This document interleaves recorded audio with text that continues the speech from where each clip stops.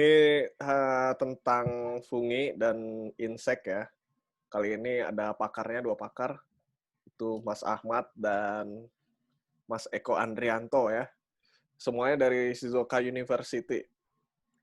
Tapi yang satu ini dari Gifu sebenarnya ya. Cuma di Shizuoka. Pakai Numpang, ketawa. numpang lab. Biar nggak serius banget. Oke, langsung aja mulai. Gitu. Eko Andrianto. Kirain Mas serius. Oke, ini layar apa? PowerPoint-nya udah ke share ya? Udah. Oke. Yes. Assalamualaikum warahmatullahi wabarakatuh. Waalaikumsalam warahmatullahi. Ya, terima kasih atas kesempatannya. Ya, pada kesempatan malam ini kita coba akan membahas terkait dengan manipulasi perilaku dari apa namanya semut oleh jamur. Jadi fenomena ini unik sebenarnya untuk dipelajari dan dibahas, didiskusikan oleh kita bersama pada malam hari ini. Ya, ini outline pembahasan saya pada kali ini itu terkait dengan beberapa poin, at least 6 poin ya, yang akan kita bahas secara singkat saja, karena nanti kita coba dibahas lebih detailnya pada pemateri yang selanjutnya. Oke, pertama adalah terkait dengan diversitas entomopatogenik fungi. Jadi kayak apa? Keragaman jamur ini, jamur entomopatogen umumnya ya. Jadi sangat beragam. Jadi tidak hanya spesifik pada satu jenis saja. Kalaupun kita sekarang belajar tentang jamur tertentu, itu hanya sekelumit dari beragam entomopatogenik fungi. Kemudian yang kedua adalah mode aksi dari entomopatogenik fungi. Jadi kayak bagaimana sebenarnya jamur ini menginfeksi. Kalau jamur serangga ini jelas berbeda dengan penyakit coronavirus ya. Jadi tidak menyebar via droplet. Jadi tidak mungkinlah serangga bersin-bersin kan. Jadi poin ini mode aksi kita akan bahas sekelumit saja. Nah, yang ketiga adalah terkait dengan solitary dan social mode. Jadi serangga ini kita tahu ada yang serangga soliter, ada yang kemudian serangga sosial. Bagaimana kaitannya dengan imunitas terhadap patogen? Kita akan coba bahas itu nanti di poin ketiga. Dan poin keempat ini terkait dengan studi tentang penyakit semut itu sendiri. Jadi menggunakan generalis entomopatogenik fungi. Kita umum lah ya, kita tahu Metarhizium biovaria. Apakah penggunaan Metarhizium dan biovaria dalam studi penyakit semut ini relevan atau tidak? Itu nanti kita akan juga bahas. Dan yang kelima tentang manipulasi perilaku itu sendiri oleh jamur. Jadi apakah semua jamur itu mengakibatkan manipulasi perilaku pada serangga atau semut? Nah, itu nanti kita akan coba bahas di situ. Dan yang terakhir itu adalah tentang death grip behavior. Jadi perilaku mati menggigit gitu ya, dan mencengkram daun atau tulang daun atau batang yang terjadi pada semut dalam kacamata Tinbergen for question. Jadi Tinbergen for question ini umum digunakan untuk kajian animal behavior. Jadi perilaku serangga, studi etologi hewan begitu. Nah, kita coba akan bahas itu nanti di kesempatan kali ini. Oke, kita mulai dari ini, diversitas entomopatogenik fungi. Jadi entomopatogen, jadi entomo itu serangga, patogen itu ya penyakit lah ya. Patogenik fungi berarti jamur penyakit serangga. Nah, ini terdiri dari setidaknya 6 filum. Ya, Ascomycota, Basidiomycota, Entomoptera mycota, dan seterusnya sampai Oomycota. Cuman Oomycota ini sebenarnya sudah tidak lagi digolongkan sebagai kerajaan jamur, dia beda kerajaan. Jadi at least ada 5 filum jamur dan 1 filum di luar jamur. Dari sekian banyak ini kita mungkin tidak mungkin bahas semua ya, tapi poinnya adalah kita tahu bahwa entomopatogen jamur entomopatogen itu begitu beragam dan menyerang banyak serangga. Jadi dan polanya bisa jadi sama ataupun juga bisa jadi berbeda. Jadi ini terbuka peluang untuk kita untuk mengeksplorasi lebih dalam baik masing-masing spesies jamur ini ataupun inangnya gitu. Ya. Yang pertama ini yang saya headline, saya coba, ini pointernya nggak bisa gini ya. Sorry. Jadi, note kali ini ya.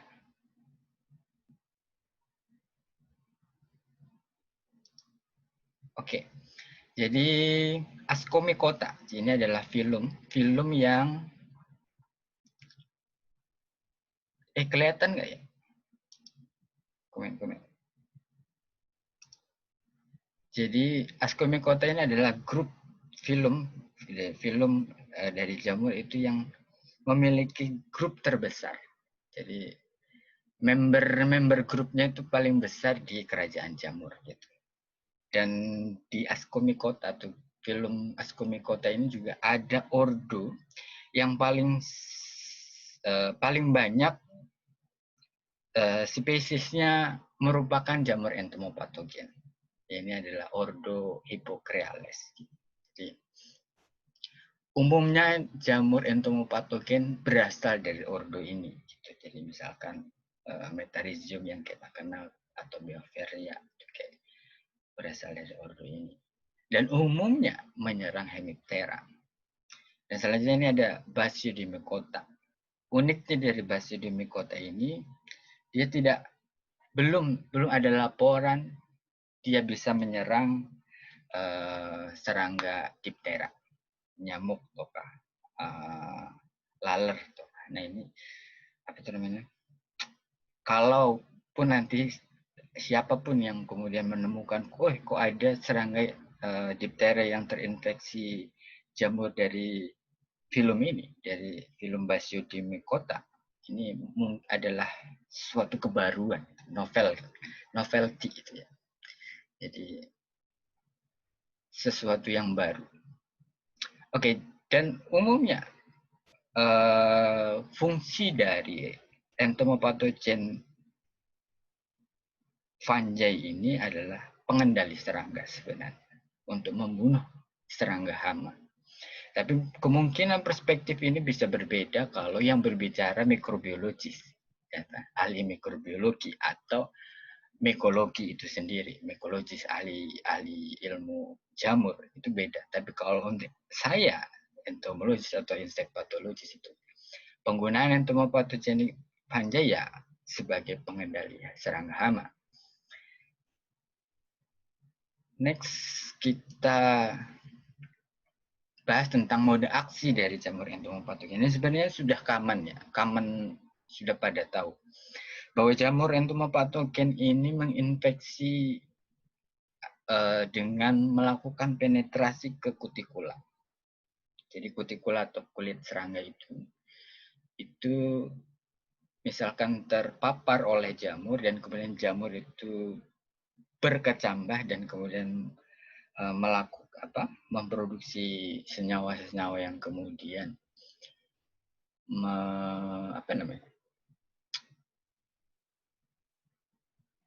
bukan menghancurkan ya, pokoknya sampai bisa dia melakukan penetrasi ke dalam kutikula, kemudian mengkoloni organ dalam serangga dan kemudian akhirnya bereproduksi. Itu umumnya ya, jadi umumnya dari kontak kutikula dengan konidia, tapi juga beberapa jamur juga bisa menginfeksi via makan via oral gitu ya. Jadi termakan oleh serangga itu sendiri. Setelah termakan dia bisa menginfeksi dari dalam. Tapi beberapa konidia juga tidak infektif sehingga bisa dicek fesesnya itu juga masih mengandung konidia gitu. Jadi ya ini bisa dilihat. Dan ini terkait dengan gen-gen yang aktif ketika jamur-jamur ini menginfeksi serangga. Tapi kita tidak akan bahas gen-gen itu ya. Oke, dan ini kita coba pahami dulu bahwa tadi kita sudah singgung bahwa serangga itu kan ada yang soliter, ada yang sosial. Gitu. Nah, apa sih bedanya serangga sosial dengan serangga soliter dalam hal menghindari penyakit? Gitu. Dalam konteks penghindaran penyakit. Gitu. Kalau kita tilik dari karakteristik serangga sosial, yaitu punya setidaknya 3 karakteristik ini ya. Pertama, diversitas genetiknya itu terbatas. Jadi kalau misalkan satu serangga walaupun beranak yaitu ratu ya, satu ratu beranak kemudian prajurit dan sebagainya itu genetik diversitasnya itu rendah gitu. Dibanding dengan misalkan serangga soliter yang beranak beberapa gitu. Variasi genetiknya bisa lebih besar. Yang kedua adalah koloninya crowded, gitu kan, berjubel banyak kayak gitu. Jadi kalau serangga sosial disuruh social distancing kayaknya nggak bisa gitu ya. Kemudian yang ketiga adalah gen yang bertanggung jawab terhadap innate immunity itu lebih rendah daripada serangga soliter. Kalau kita melihat memperhatikan features ini, karakteristik ini, maka seharusnya dia rentan terhadap penyakit, kan gitu ya. Kalau seandainya penyakit yang mudah menular itu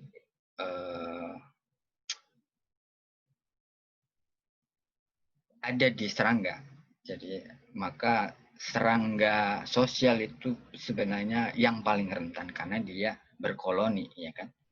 Dia selalu berkerumun gitu kan. Jadi ya, tapi tidak jawabannya. Jadi justru di lapangan pada prakteknya mereka itu resisten pada kebanyakan patogen. Jadi justru serangga sosial itu lebih resisten. Ini terkait dengan ketahanan terhadap penyakit. Loh, kenapa? Ternyata karena ada yang namanya social immunity.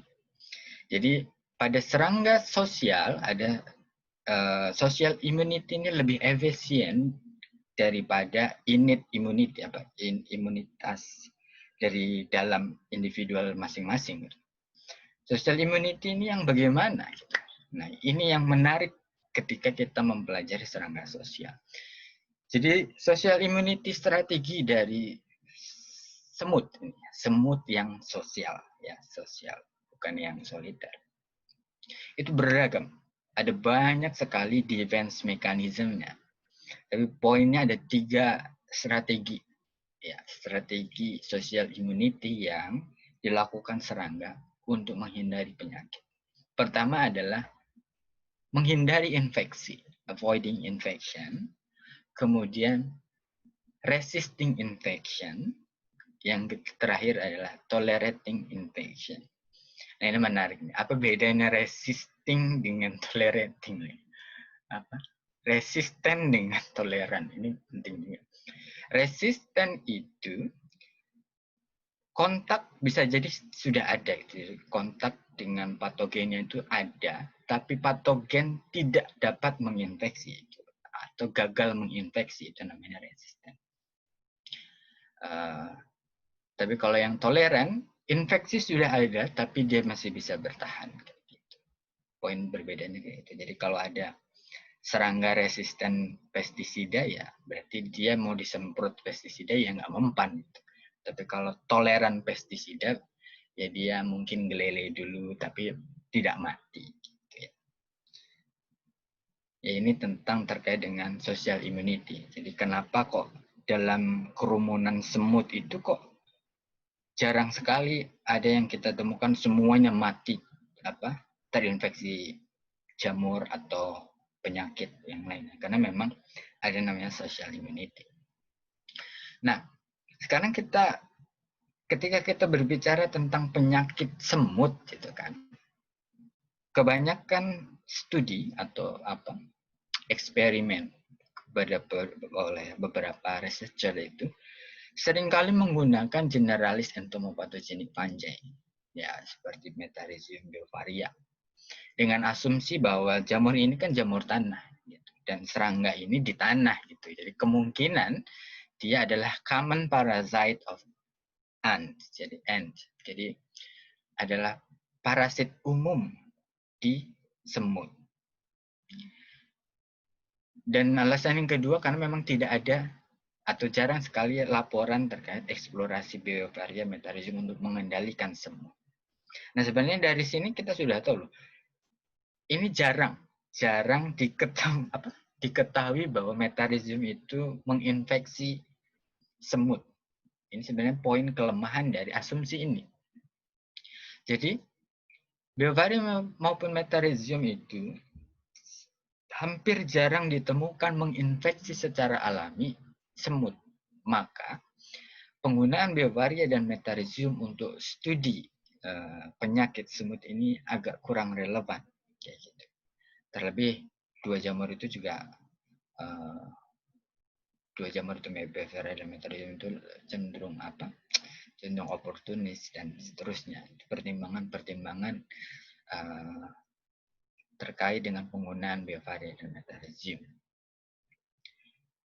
Kenapa? Karena kalau kita menggunakan dua jamur ini, bisa jadi tidak menggambarkan secara utuh tentang kondisi di lapangan. Padahal di kondisi di lapangan ada satu fenomena yang seringkali ditemukan, yaitu tentang zombie and behavior, atau perilaku zombie, semut seperti zombie. Dan itu tidak diinfeksi oleh kedua jamur itu. Nah, ini diinfeksi oleh jamur dari genus Ophiucordyceps. Ya, ini ada Ophiucordyceps. Ini beberapa spesies itu spesial menyerang semut. Nah, ini ada contoh spesiesnya adalah Ophiucordyceps unilateralis. Ini kalau kelihatan, mungkin bisa dilihat ya. Jadi kursornya ada. Ini adalah satu contoh siklus hidup dari Ophiucordyceps uniteralis. SL ini sensulato. Jadi karena dia spesies kompleks, jadi ya dianggaplah itu ini loh unilateralis itu kayak gitu. Jadi sebenarnya tuh aslinya ini spesiesnya kompleks, jadi ada subspesies atau bahkan spesiesnya bisa berbeda, tapi dianggap secara umum uniteralis. Oke.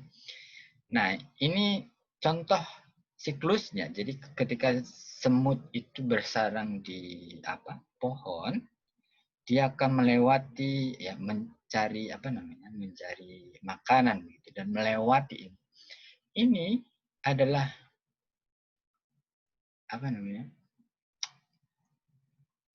tempat jamur itu menyebarkan konidenya. Jadi dan tempat ini hanya terbatas gitu. Jadi hanya skala kecil gitu. Tapi ya faktanya dia bisa menginfeksi semut berulang-ulang gitu. Jadi walaupun kecil tapi tetap kita sebut bisa sampai mungkin istilahnya episootik. Nah, kemudian yang menarik adalah ketika pasca 10 hari pasca infeksi itu, semut yang terinfeksi itu memisahkan diri dari koloni dan kemudian mencari daun, dan kemudian bukan mencari daun ya, naik di poin D ini. Kalau misalnya, poin D ini, jadi dia menggigit tulang daun dan kemudian mati di situ. Dan pada akhirnya jamur akan berkembang di situ. Sampai 2 atau 8 minggu akhirnya terproduksilah askos. Apa namanya? Saya lupa. Ya, ini struktur untuk jadi di dalam ini tadi ascomycota kan ya, askos ya, askos kalau nggak salah. Nah ini pada waktu pasca 2 sampai 8 minggu ini,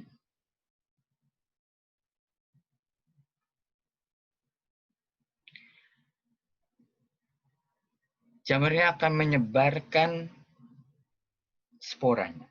Nah, spora yang tersebar itu setelah 1 hari sampai beberapa hari itu 72 jam itu dia akan tumbuh. Jadi tumbuh membentuk Capiloconiidiospor. Nah, ini siklus hidupnya. Dan kemudian terkait dengan manipulasi perilaku oleh jamur ini. Jadi kalau kita tadi sempat singgung bahwa jamur ini membuat serangga atau semut itu naik ke tanaman, kemudian mencari daun dan kemudian menggigit tulang daunnya itu. Nah, pada faktanya di lapangan ada banyak variasi. Jadi ada banyak variasi di mana dia menggantungkan kematiannya itu, bukan menggantungkan kematian. Jadi menjadi tempat peristirahatan terakhirnya. Apakah di tulang daun, apakah menggigit tulang daun, apakah menggigit batang, ini banyak variasinya. Dan uniknya adalah variasi ini juga terkait dengan spesies jamur yang menginfeksi. Gitu. Jadi beda spesies, tak beda tempat gitu.